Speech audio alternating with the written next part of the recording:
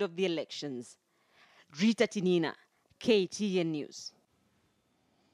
And well, as I had mentioned earlier, I am joined by Nerima Wako Ojiwa and Joe Kalende, basically just to look at some of these stories making headlines. And Joe, we have Secretary General who's under fire, although this is not the first time the teachers have wanted him ousted. But this time, it's because, well, they say he's serving two masters, Secretary General of KNUT, and at the same time, he's a nominated member of parliament in the ODM party. Yeah, technically in law, according to our chapter 6, he's not supposed to be holding two offices. But what I can say from this matter, as per now, the way what teachers are expressing that he is no longer a teacher. So how is he representing them?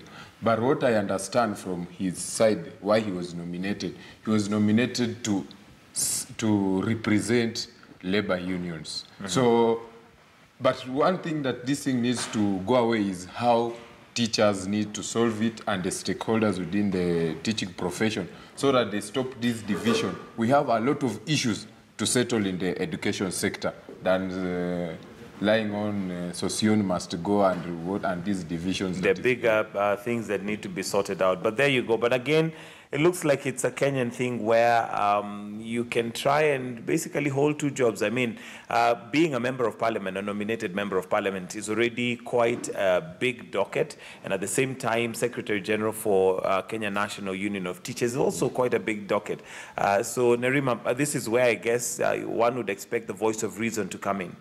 I would wonder what the procedural steps are, because if it's something that's constitutional where he's not supposed to have two positions, then what criteria was used for him to actually get a particular position? That should have been seen beforehand and limited him from being in one of those positions. Right. So I find it interesting that we find ourselves not only in this aspect, but also now questioning leadership when it comes to elective positions, why certain individuals were able to, for instance, vie and not necessarily having only one citizenship, you know, so how come within the Constitution it says that you only have to have Kenyan citizenship, but then we were able to see Miguna vie with two citizenships. Absolutely. So, you know, it's... And it only became now clearer later that apparently he may have denounced one and he does not have the other. But again, you see the politics of things playing into it. Yeah, so I believe there's also politics within here. It's not necessarily that he has two positions. I think that there's something happening within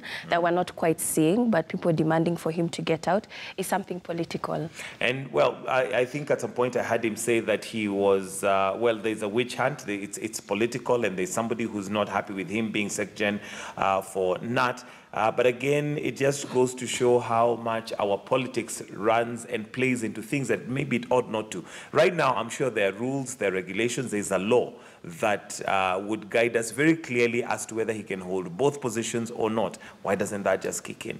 Yeah, that's politics in everywhere, anywhere, any day, any time. Politics is like that. It's a matter of finding an avenue, a weak spot from your opponent and exploiting. So somebody, the way Sossion say, he has spotted the weak spot and is hammering that. He's hammering that. Well, we'll wait and see how that pans out. Now, section of Parliament from the Mount Kenya region are dismissing the reported newfound association between former Kiambu Governor William Kabogo and NASA leader Raila Odinga.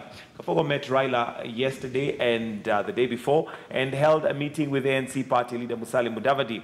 The MPs urged that Kabogo is not their political mouthpiece and that meeting can be treated strictly as personal ventures. A day after former Kiambu Governor William Kabogo paid opposition leader Raila Odinga a courtesy call at his Capitol Hill office, and Kabogo was attending yet another meeting with an unexpected ally. This is ANC party leader Musalia Mudavadi. Details of the deliberations in both meetings remain scanty. Raila would only say that they discussed a wide range of issues, and reading a deeper meaning in Kabogo's latest ventures, there are those who are quick to say that he does not feature in the Uhuru Kenyatta succession. Coming from Mount Kenya Legion, I may not place a lot of value on what Honorable Kabogo is doing. I think he's just seeking some relevance for his own self, but he does not represent Mount Kenya anywhere. You can't represent a legion when you don't hold any political seat whatsoever. The former Governor Kabogo does not even represent the people of Kiambu at the moment. He can only speak on his own behalf. He does not speak for even his ward, his home village. At the moment, he can only prepare himself for something else, which we encourage them. However, there is speculation that Kabogo may be positioning himself as a possible member of the Paul Mwangi and Kimani technical team mandated to formulate the framework on the Raila Uhuru reconciliation talks. Mount Kenya is so prepared to support the Deputy President this time loud, but it's a tricky situation because the Deputy President also needs to manage this issue himself. He needs not to let some brokers try and pretend like they want to midwife his support from Mount Kenya region. I have not seen any other leader who has proved to me beyond reasonable doubt that they can make us a president in 2022 other than William Samoei Arap Ruto. Kabogo is on record that Deputy President William Ruto should not expect automatic support from the Mount Kenya region come 2022. Mtu yote akiongea juu ya presidential candidate yenye tulikuwa tumepanga kuanzia 2012. Hiyo ni kukanyanga life wire. Hiyo ni wire stima. In fact hiyo ni kukalia transformer. Kwa sababu hiyo ni kitu yenye tulipanga kutoka 2012. Ya kwamba tunajua presidential candidate. Since the Uhuru and Raila handshake, several politicians from the Mount Kenya region have met with Odinga. They include Gatundu South MP Moses Kuria, former Kiambu women rep Ann Nyokabi, and the Nairobi business community, who have all been against his ideologies. Could there be a new political realignment between Raila Odinga and politicians from the Mount Kenya region? Chris Dairo, KTN News. All right, so that handshake again between Raila Odinga and Kabogo, of course, raising. I remember that when it happened, you know, pictures were going round, and of course, there was all sorts of speculation as to there being a new realignment. But Joe, your thoughts on Kabogo meeting Raila? I mean, is there anything we should read out of that? Again, not to forget that Kabogo is actually not even a governor. He's not representing Kiambu, but just by virtue of the fact that he's a former governor of Kiambu, there are those who possibly felt there could be a deal that's working.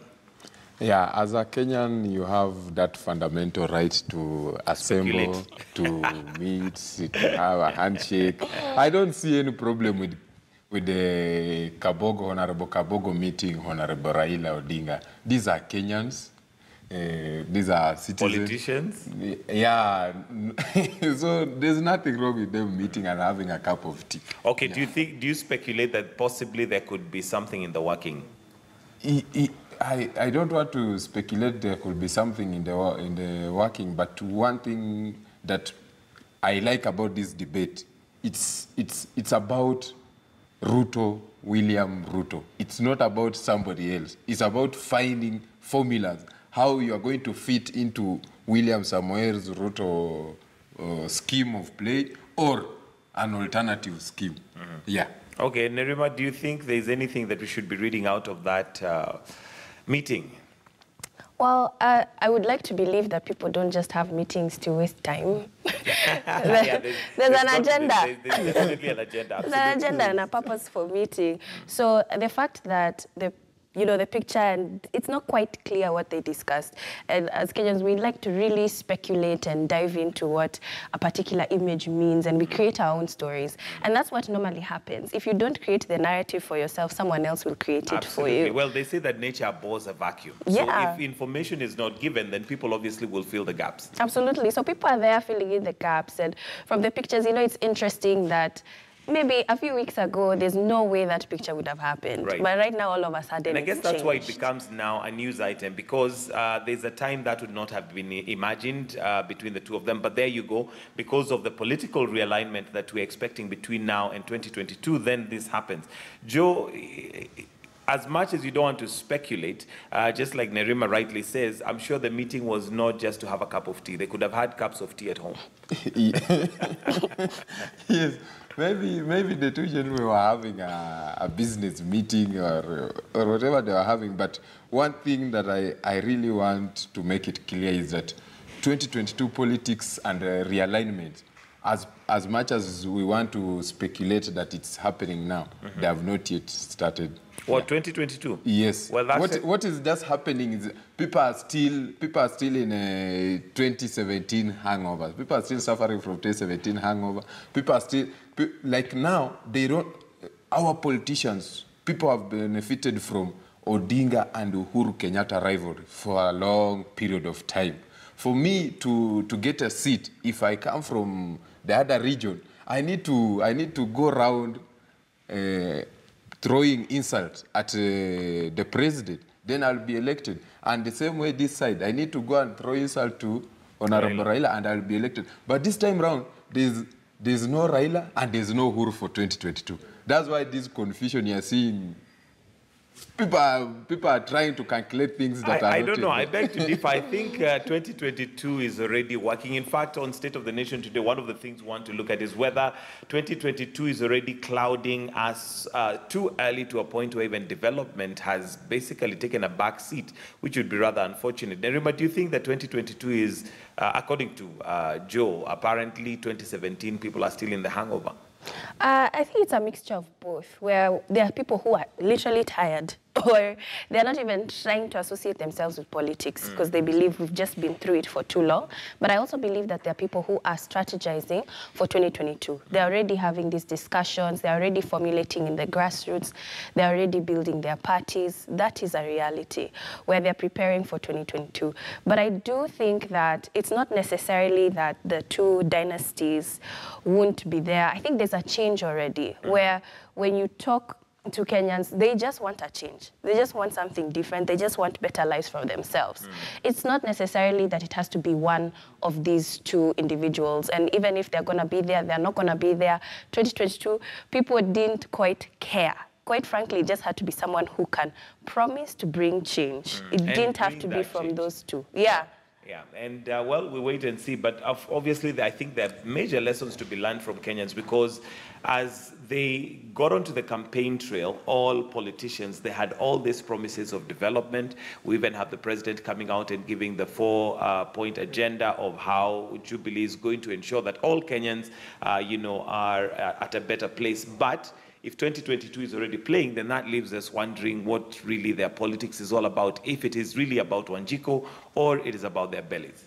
Yes, and for Kenyans, I feel sorry as a Kenyan because we are quickly going into 2022 politics, forgetting that we are after 2017 politics and we should be talking about development. The only way we are going to judge Jubilee government is if we allow them to work. And for them to work, they need to forget about 2022 politics and focus on development, focus on service delivery. But if we are going to start speculating about handshake and about people, normal citizen, meeting and having a cup of tea, we are going then we're going to have a tough time. Well, let's wait and see how that goes. And looking at other stories, a woman has been swept away by floods in Tana River County, while 3 people have been reported missing in Samburu County. This follows heavy rains across the country, even as the weatherman warns that such weather will continue till the end of the week. George Maringa with this report. Luggage well secured, carefully and steadily these residents begin a journey across the raging waters of a flooded section of the Garissa-Bura Highway. Such is the situation they have to contend with following heavy rains witnessed in the last few days. Just yesterday, a woman's body was discovered floating after she was swept away by the waters. It is alleged that she drowned as she attempted to cross after she was unable to raise 200 shillings charged by aides assisting stranded travelers. Her death raises the death toll to 3 people, 2 of them children whose bodies were discovered at the Bura irrigation scheme. Ilipanda mpaka kiwango imefika, ikawa imekata barabara. Na zile sehemu ambazo zimeathirika, zimekatwa ni sehemu 4. Businesses have also been affected, with traders such as these Miraa sellers being unable to transport their products to the other side. Residents say this is not the first time floods have damaged the road which links the towns of Mombasa, Garissa, Wajir and Mandera. Mwingine kutoka mahali ambayo juu shida yetu anapatiwa kazi, anakuja kufuruga Baada ya mvua kunyesha, shida ni hii. In the neighboring Samburu County, 3 people have been reported missing after being swept away by floods. Over 15 households have been adversely affected. Humanitarian agencies have stepped in to assist victims as survivors are urged to evacuate to higher areas. Tuko pale tunasaidiana na wananchi ili tuweze tukaweza kupata bayana vile tunaweza kuwapata, na pia timu yetu inafanya assessment ili tujue ni njia gani wananchi waliweza kuathirika na ile mafuriko katika eneo ile. These, even as the meteorological department forecasts heavy rains in Nairobi, Central Highlands, Western, South Rift and coast regions until Friday. George Maringa, KTN News.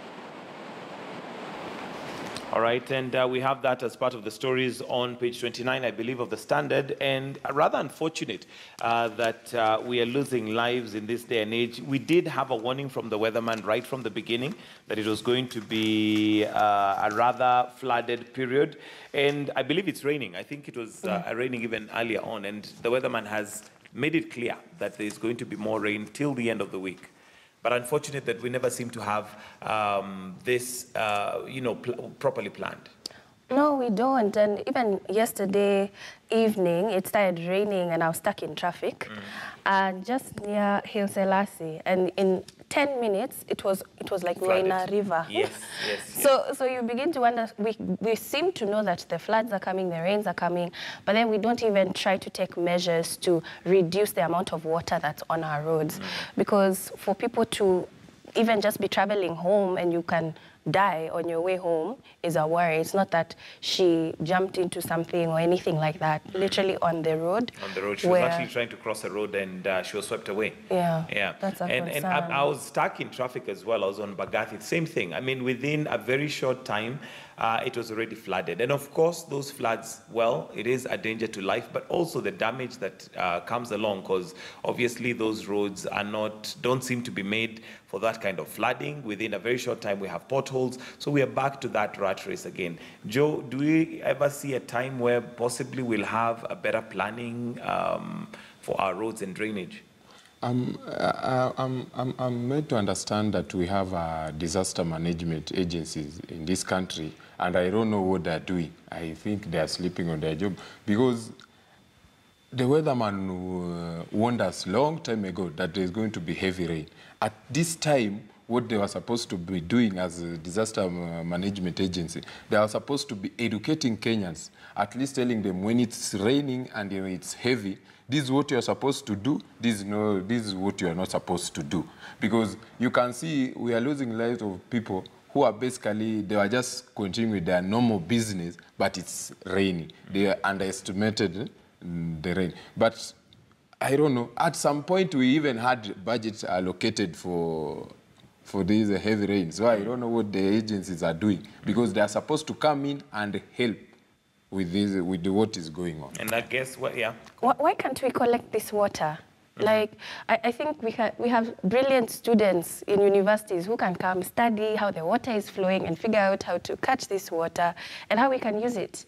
Yeah, because the other sad thing is that we have all these floods, and then within a very short time, maybe in 2 months, our taps are dry, there's no water. People, will have Kenya Power also saying that they'll have to hike the prices for electricity because the dams are empty, and you're left wondering, there's just a disconnect somewhere. Not even we have students. We have a full ministry which deals with water but and the ministry has evidently failed, so I think we might as well get the students to come in. New ideas, creative ideas. We need new ideas. I think the guys who are sitting there possibly are so used to the flooding just coming and going that, they need an injection of new ideas. Yeah. So a challenge, I guess, to the ministries. Yes.